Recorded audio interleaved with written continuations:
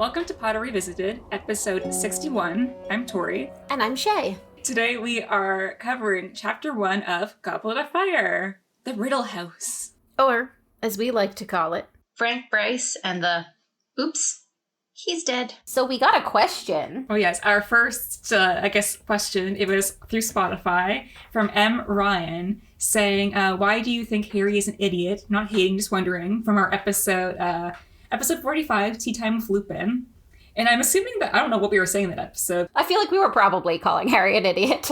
Like, when we call Harry an idiot, I feel like it's a term of, like, it's with endearment. Like, he's very impulsive, that we're not impulsive people, and he just does dumb things sometimes because he's a kid, so we call him an idiot, but, like, with endearment. Like, we're, like, his aunts, being like, oh, Harry, what are you doing? It's definitely a little bit kids these days. Like, he's not necessarily an idiot for a 13-year-old boy, but he is a 13-year-old. But also coming from us anxiety girlies who are overthinkers and Slytherin girlies who are over planners, he definitely is a act first, think later person in a lot of circumstances. So he responds to things immediately and often doesn't take time to, like, think of what would be the best response or what the potential consequences of his actions are. And while that's very common for a lot of people, for us specifically, it's kind of like, what about these 17 easier and less dangerous alternatives there, Harry? So when we call Harry an idiot, we mean he's 13 years old and also not quite thinking things through enough given the level of risk and the severity of the potential consequences of his actions. Yeah, but if anyone else has any questions, you can apparently leave them on Spotify. Didn't know that. Yeah, if anyone has any other questions, we love to answer them. So before we kind of jump in, I wanted to just talk a bit about Goblet of Fire. Some nice facts I found online. Ooh, I love facts. So this book was published in 2000. Y2K. And this is actually the first Harry Potter book that was published in the UK and the US at the same time. And it sold 3 million copies in its first weekend, I believe, in the US. Wow. And Goblet of Fire was the last Harry Potter book to come out the year after the previous, because after this one, Order of the Phoenix doesn't come out till 2003. So I believe there is, I don't know if it's confirmed or not, there is ideas that the author kind of rushed this book because she was, at the time, they wanted a Harry Potter book out every year. And then she put her foot down for Order of the Phoenix and she's like, no, you know what? I'm taking my time. The book's coming out when it comes out. Isn't this one the longest, though? It looks I'm just looking at it physically on my shelf, and it looks like the thickest. Order of the Phoenix is bigger. I mean, to be fair, if the author was putting out one book a year every year, that's pretty, I'm not an author, so putting out anything is unattainable. But, like, the thickness of the first 3 books is attainable for someone who writes full-time. I do not know if, like, this is a bigger undertaking. The expectation to have one out a year when the books are this size is a lot less reasonable than the expectation to have them out one a year when they were the smaller size. Yeah. It's a thick book. What I'm saying is when I hold this in one hand, I could hold the other 3 books in the other hand, and, like, it feels like I'm getting an equal workout with both arms. And I have this potential, I guess, like, lore bit of, like, a potential plot hole. But I was looking this up, and Goblet of Fire was originally going to have a new Weasley introduced. It was going to be a second cousin called Mafalda, and she was going to be a Weasley second cousin, and she's going to be in Slytherin. And she was going to play basically the part that Rita Skeeter ended up doing. And Rita Skeeter was actually put in to replace Mafalda because she caused too many plot holes with, like, things that she wouldn't be able to know about Harry, just being a student and whatever. So Rita Skeeter was put in to replace her. But it's kind of brought up that Goblet of Fire kind of has some weird kind of plot hole stuff. And it could be because this wasn't realized till she was, like, halfway through writing the book. So she had to go back and kind of, like, figure out how to replace Mafalda because it wasn't working. I think I'm happier this way. The idea that the author would add in another, like, bad character and put them in Slytherin because bad character just annoys me. I'm like, there are bad people in other houses. Oh, and this is for this movie, for Goblet of Fire movie, it was the first one to be considered being split into 2 parts. The director wanted to do that. That Warner Brothers was like, no, we're not doing that. Interesting. I feel like it would have been hard to do that with this book because there's 3 tasks, and it would have felt incomplete to end before the tournament is over, but it would have felt weird to have a movie where the tournament doesn't start? I think it was more of the idea that if they split this one in half, they probably would just have to split the last books after this in half. And like, I don't think Warner Bros. Thought that it was like worth it. Obviously they did it for the last one, and it became kind of like a thing. Yeah, so before we jump in, I thought we could just talk about our overall thoughts or memories about Goblet of Fire. When I got this out of the bookshelf, I was like, oh, this book. I'm so excited for it. But after Prisoner of Azkaban, which I say is like my favorite book, it's nostalgic and it's the first book I read and it has all the things I like, but Goblet of Fire is probably my next favorite book, and I think it's the book I probably read the most out of the series. Like, I read this a lot, like reread it. So it has multiple settings and new characters and the introduction of crushes and growing up, and it has all of the things I also like, and have a fun story. So I read this book when I was in the 4th grade, so it's probably like 10 or 11. And we had a book up report assigned, and I wanted to do this book because I'd started reading it, and I love this book. But my mom convinced me it was too big, and I wouldn't be able to finish it in time. So she made me read Little Women instead, and I did read Little Women. But as a 10-year-old, I couldn't relate to any of it. I just didn't like it. I found it kind of boring. Yeah, it's So, because I was trying to do the project, and I was like, the plot of Little Women, and I'm like, I don't know, everyone's sad. Like, I couldn't relate to it at all as a 10-year-old. To husband or not to husband is the plot of Little Women. Not to say it's not a literary classic and wonderful, but the plot is to husband or not to husband. I was like, screw you, Mom. I'm going to read this book, and I'm going to read this book and do this book report, and it's going to be awesome. And that's what I did.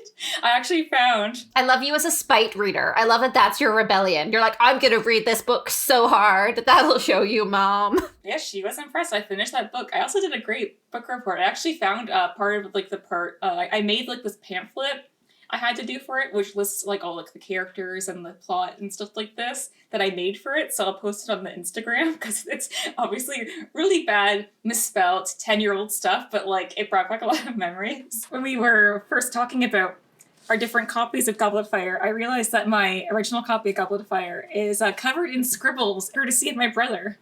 Yeah, that's the difference between being the oldest child like Tori is and the youngest child like I am, is Tori's books have like scribbles and torn pages, and my books are perfectly fine and in exactly the condition I leave them in, which is, I mean, I open my books all the way to read them, so like maybe there's some cracks on the spine, but like besides that, they're pretty mint. My books have trauma, like me. It's fine. So one of the things I love about this chapter is that it's another one of those very rare chapters where it is not written in Harry's perspective. And I always think it's so interesting to read those.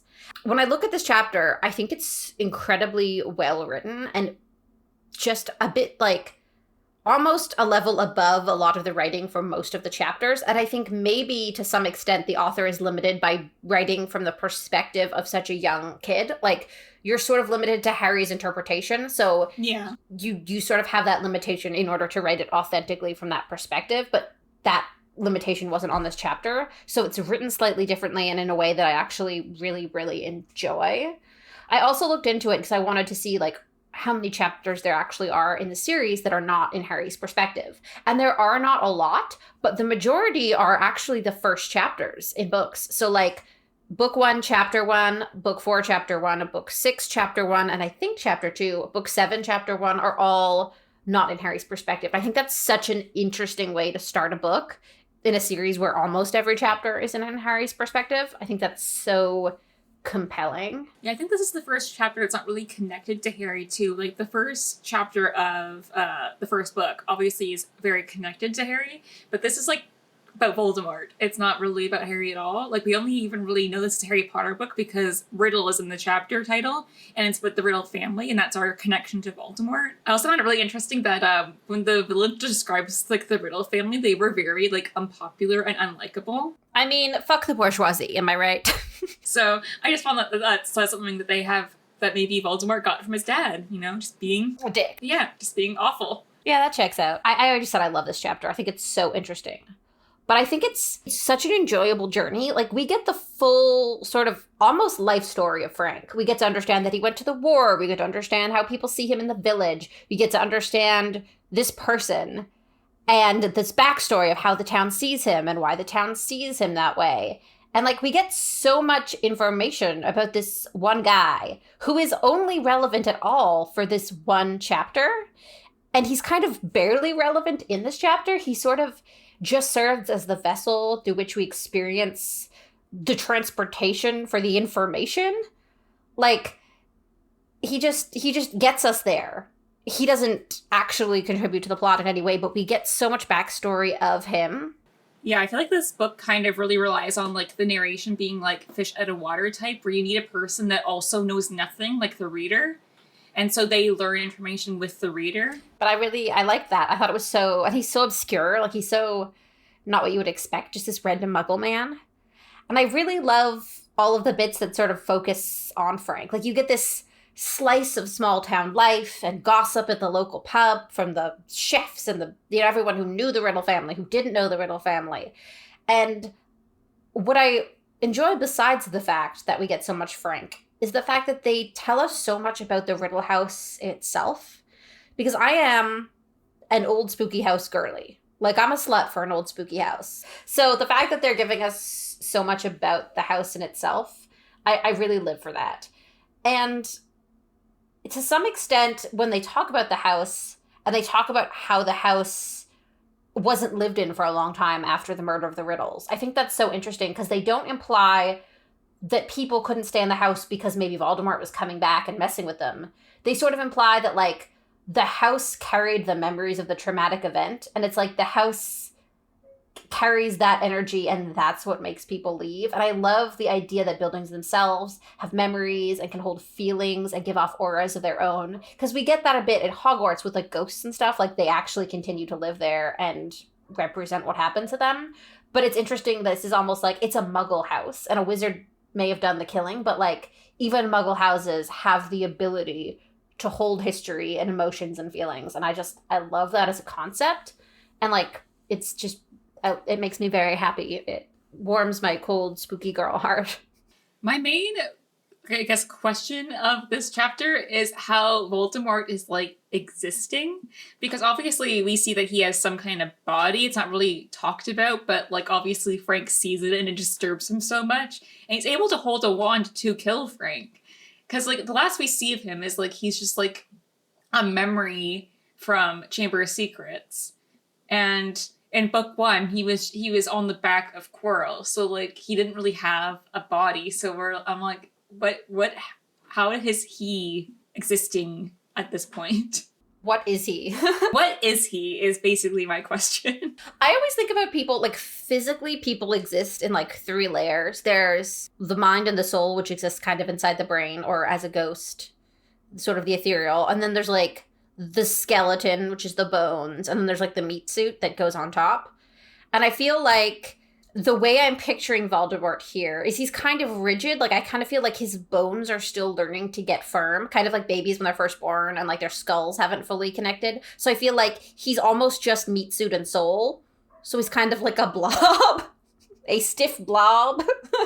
But also like when they talk about him holding his wand, because I'm picturing him as sort of very small and not firm enough to fully exist and stand on his own. I'm kind of picturing like, have you seen those videos of people who have pet lizards and if you pass them something, they'll just hold it? So it's like someone's lizard holding like a toy sword or like something ridiculous. That's kind of like a little lizard hand. I don't know what this is, but I'm holding it and clenching it because it was put in hand. That's kind of how I'm picturing Voldemort with his wand. Yeah, but Frank overhears Voldemort and Wormtail discussing their plan.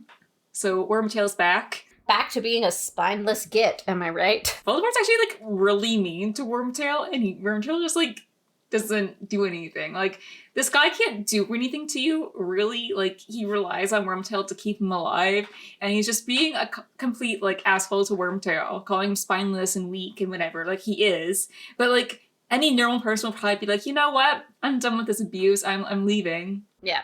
I think it's a little bit that Wormtail is entirely run by fear. Like, that's his primary emotion, his primary existence for everything is fear and self-preservation. Yeah.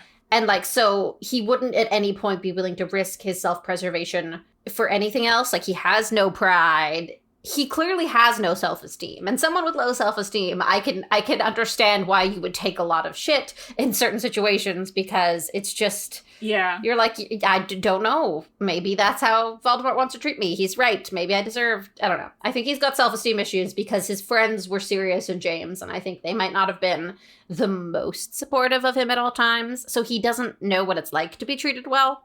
So, like, the scale of I'm being treated poorly and should probably yeet Voldemort into a garbage chute versus I'm being treated the way my friends treat me, who are my friends, and that's good treatment, is like, it's a really small scale for Wormtail because he doesn't have the experience of someone like treating him as a person with value. But Wormtail's like really pushing, like, we don't need to use Harry Potter for this plan. So I feel like the life debt that he owes Harry from the end of Prisoner of Azkaban's kind of weighing on him a bit. Yeah. Also, I wonder if, I never really think about it this way, but like partially Wormtail could be like, he saved my life, kind of. I can save his once. We'll be even. Maybe he's afraid of Harry too. He's like, Voldemort's really big and scary, but Harry's really small and also scary.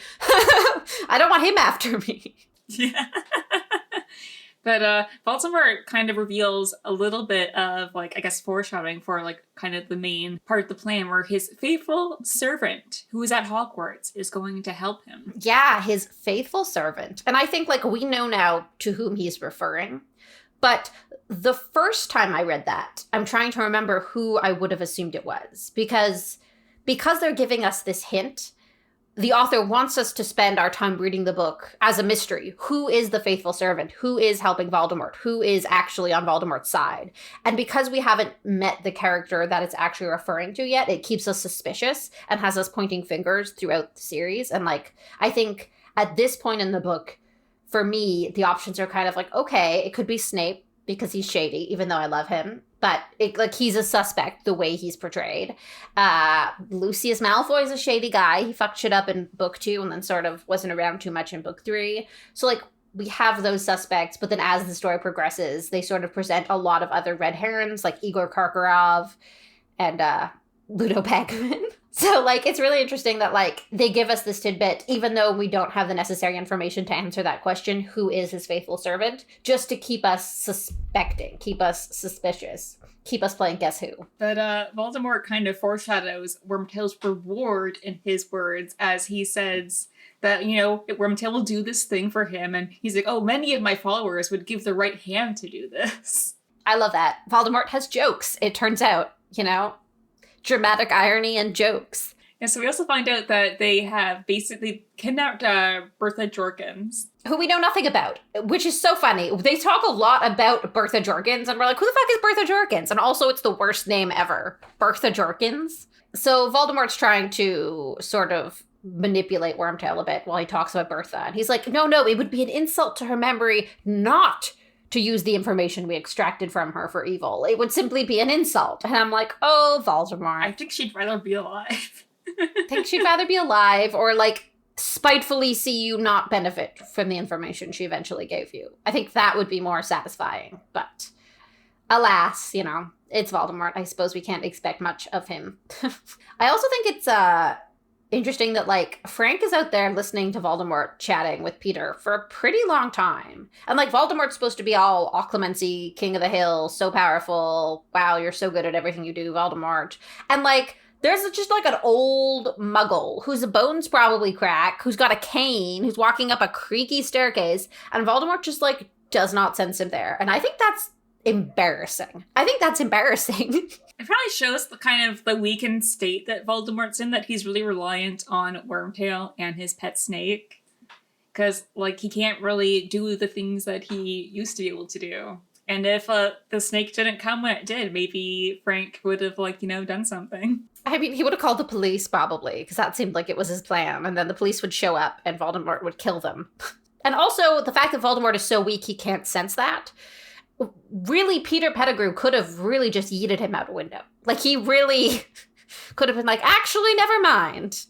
Yeah, Peter had, you know, the self-esteem and existence to be like, you know what, screw this. Drop him in a puddle, and that's that. Case closed.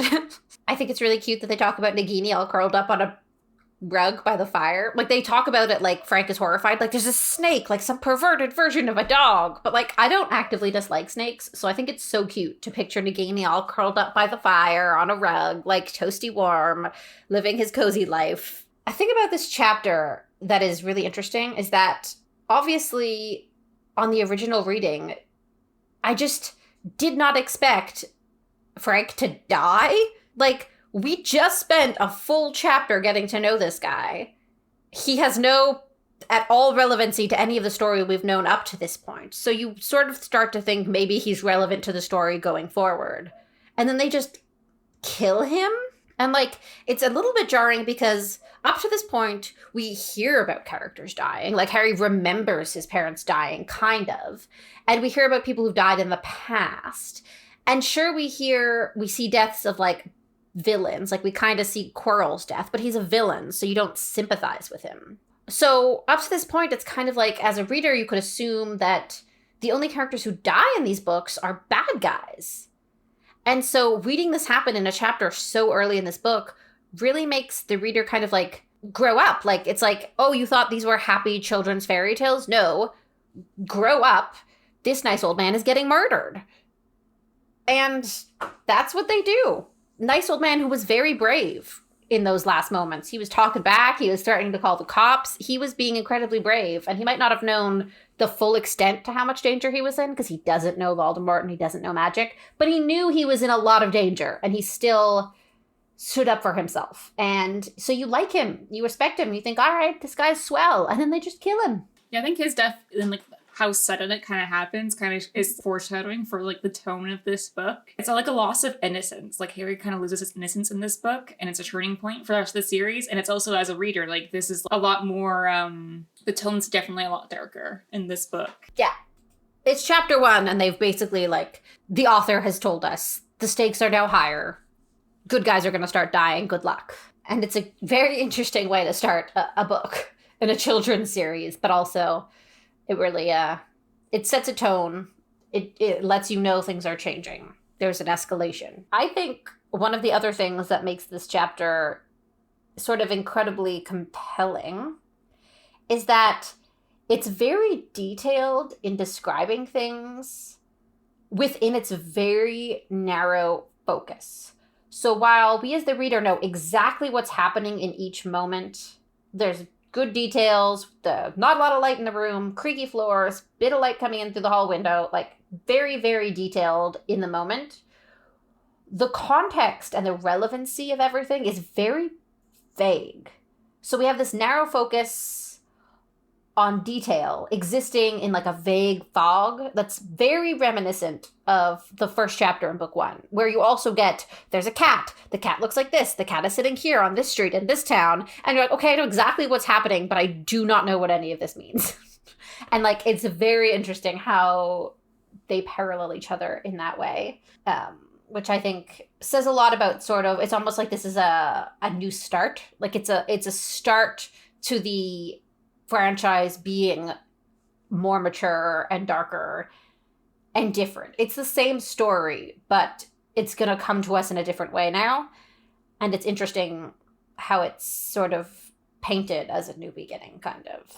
I definitely think we kind of see that because ending Prisoner of Azkaban, it's like we kind of get the hints that, like, Voldemort's going to come back because he's absent for most of a Prisoner of Azkaban, or all of Prisoner of Azkaban, really. Yeah. So we knew that Peter was going to go back to him. So this is kind of the start of, like, oh, Voldemort's going to be a big player in this book. The bitch is back.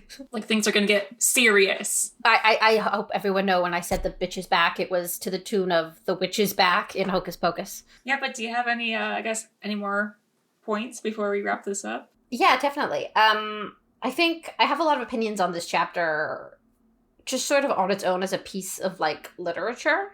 I honestly think this might be one of the most well-written chapters in the series.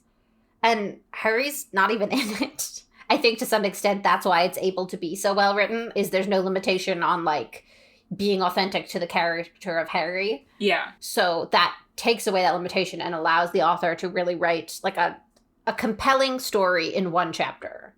And I enjoy it.